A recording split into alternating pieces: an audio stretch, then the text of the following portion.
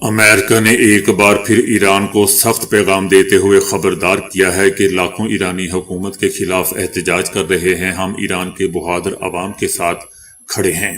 سلامتی کونسل میں امریکی مندوب نے ایران کو واضح پیغام دیا ہے کہ ایران میں قتل و غارت روکنے کے لیے تمام آپشن زیر غور ہیں۔ صدر ٹرمپ باتوں نہیں بلکہ ایکشن لینے والے شخص ہیں، وہ عمل پر یقین رکھتے ہیں۔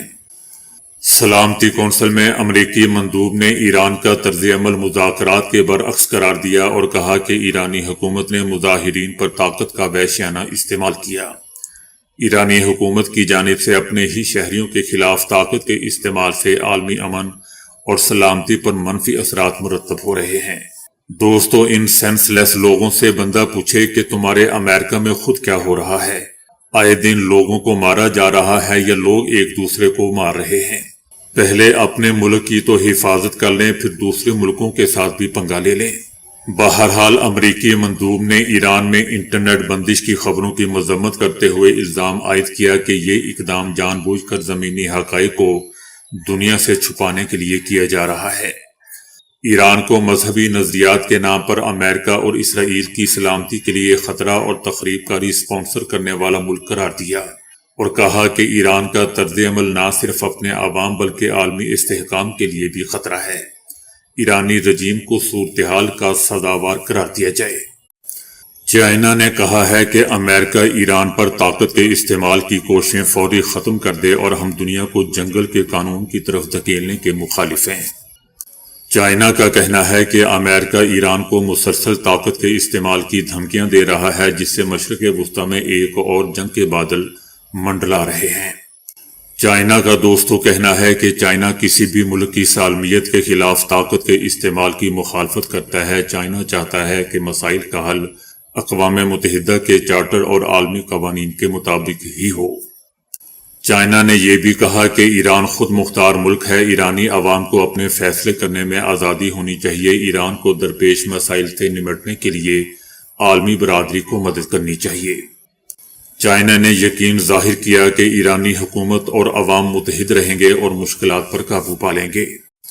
افغان طالبان کی اعلیٰ قیادت میں سخت اندرونی اختلافات منظر عام پر آئے ہیں اور یہ کہا جا رہا ہے کہ افغانستان کی طالبان حکومت اب عملی طور پر 2 دھڑوں میں تقسیم ہو چکی ہے۔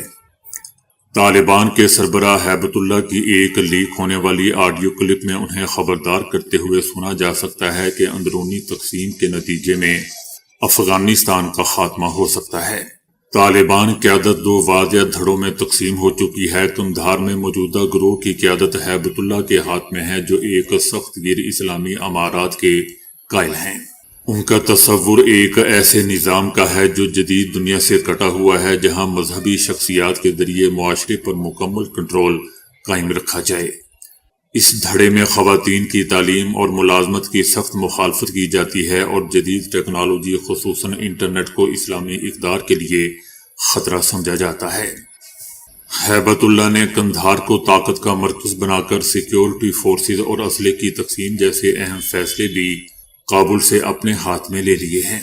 اس کے برعکس کابل میں موجود دھڑا نسبتاً عملیت پسند سمجھا جاتا ہے، جس میں وزیر داخلہ سراج الدین حقانی، وزیر دفاع ملا یعقوب اور نائب وزیر اعظم عبدالغنی برادر جیسے طاقتور رہنما شامل ہیں۔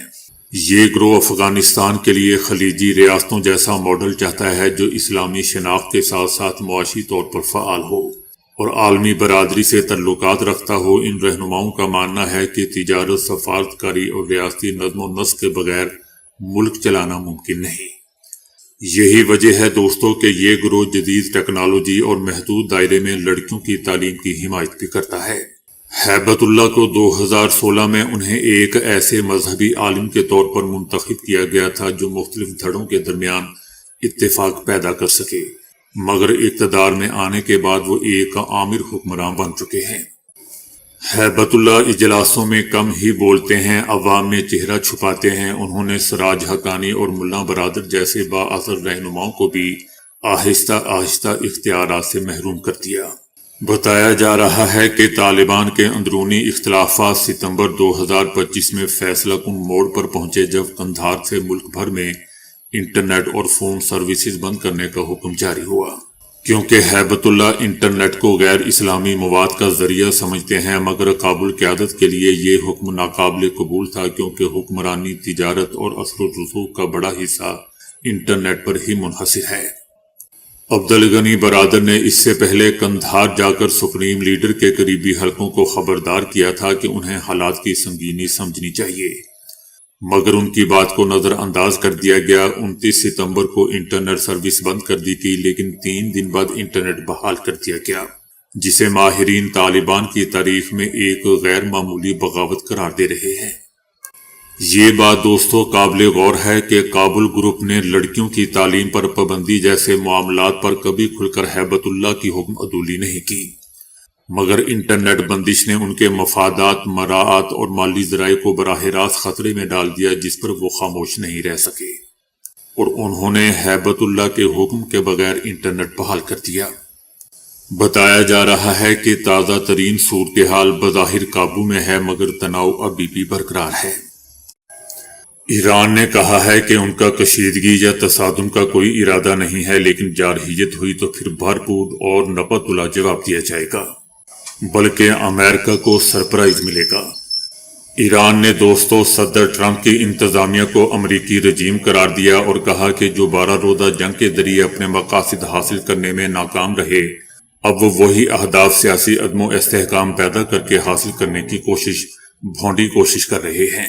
ایران کا کہنا تھا کہ 8 اور 10 جنوری کے دوران ایران نے تخریب کاری کا سامنا کیا۔ ایران میں منظم طور پر لوگوں کو مارا گیا، چلایا گیا، اہلکاروں پر تشدد کیا گیا۔ ایران میں ہلاکتوں کی تعداد بڑھا چڑھا کر مداخلت کا بہانہ تلاش کرنے کی بھی بھونڈی کوشش کی گئی۔ ایران کا دوستو کہنا ہے کہ ایران کے خلاف کسی بھی مقصد کے تحت طاقت کے استعمال کی دھمکی، چاہے مظاہرین کے تحفظ یا عوام کی حمایت کے بہانے ہی کیوں نہ ہو، بین الاقوامی قانون اور اقوام متحدہ کے چارٹر کی سنگین خلاف ورزی ہے۔ ایران کا کہنا ہے کہ وہ کسی بھی قسم کی کشیدگی یا براہ راست تصادم کے خواہش مند نہیں ہے، لیکن کسی بھی براہ راست ہو یا بالواسطہ جارحانہ عمل کا جواب فیصلہ کن اور قانونی طور پر آرٹیکل 51 کے تحت دیا جائے گا۔ ایران نے دوستو واضح کر دیا ہے کہ یہ کوئی ہماری طرف سے دھمکی نہیں ہے، بلکہ حقیقت پر مبنی بیان ہے، اور اس کے تمام نتائج کی ذمہ داری صرف امریکہ پر ہوگی جو ایسے غیر قانونی اقدامات کا آغاز کر رہا ہے۔ ایران کا کہنا ہے کہ دنیا ایسے غیر قانونی اقدامات کو فوری طور پر مسترد اور مذمت کرے، اس سے پہلے کہ دیر ہو جائے۔ وائٹ ہاؤس کا کہنا ہے کہ صدر ٹرمپ نے ایران سے متعلق تمام آپشن بدستور کھلے رکھے ہوئے ہیں۔ وائٹ ہاؤس کا کہنا تھا کہ صدر ٹرمپ ایران کی صورتحال کا بغور جائزہ لے رہے ہیں۔ صدر ٹرمپ اور ان کی ٹیم نے مظاہرین کی ہلاکتیں جاری رہنے پر ایران کو سنگین نتائج سے خبردار کیا ہے۔ وائٹ ہاؤس کا دوستو یہ بھی دعویٰ ہے کہ ایران میں 800 افراد کی سزائے موت روکی گئی ہے۔ اقتصادی دباؤ بڑھانے کا عمل بھی جاری ہے۔ برطانوی اخبار دا ٹیلی گراف نے بھی دعویٰ کیا ہے کہ امریکی صدر ٹرمپ نے ایران پر حملے کا فیصلہ تبدیل کر لیا ہے، اور یہ تبدیلی خلیجی ملکوں کی سفارتی کوششوں کے باعث عمل میں آئی ہے۔ انڈیا کی کٹ پتلی عدالت نے حریت رہنما آسیہ اندرابی کو مجرم قرار دے دیا۔ عدالت نے سربراہ دختران ملت آسیہ اندرابی کو دوستو سیاسی مقدمے میں مجرم قرار دیا ہے۔ ان کے علاوہ حریت رہنما فہمیدہ صوفی اور نہیدہ نسرین کو بھی مجرم قرار دے دیا گیا۔ جھوٹے مقدموں میں بدنام زمانہ بھارتی نیشنل انویسٹیگیشن ایجنسی کی عدالت میں چلے، جس میں حریت پسند کشمیری خواتین کو سزائیں 17 جنوری کو سنائی جائیں گی۔ سیاسی مقدمے میں حریت رہنما آسیہ اندرابی کو اپریل 2018 میں گرفتار کیا گیا تھا، اور آسیہ اندرابی کے شوہر عاشق حسین کو 3 دہائیوں سے جھوٹے مقدمات میں بھارتی قید میں قید کیا ہوا ہے۔ روس نے سلامتی کونسل کے اجلاس میں امریکہ پر سخت تنقید کرتے ہوئے اجلاس کو سرکس قرار دے دیا۔ روس کا کہنا تھا کہ سلامتی کونسل کا اجلاس سرکس سے زیادہ کچھ نہیں، یہ اجلاس بلانا شرمناک ہے۔ روس کا دوستو کہنا ہے کہ اجلاس عالمی امن کے لیے بلایا جانا چاہیے تھا، نہ کہ ایران کے اندرونی معاملات میں مداخلت کے لیے۔ بیرونی قوتیں ایران میں موجودہ حالات کو بڑھاوا دے رہی ہیں۔ روس کا مزید کہنا تھا کہ شہریوں اور املاک کو تحفظ ایرانی حکومت کی ترجیح ہے۔ امریکہ کی جانب سے ایرانی عوام کو کہا گیا کہ وہ اداروں پر قبضہ کر لیں۔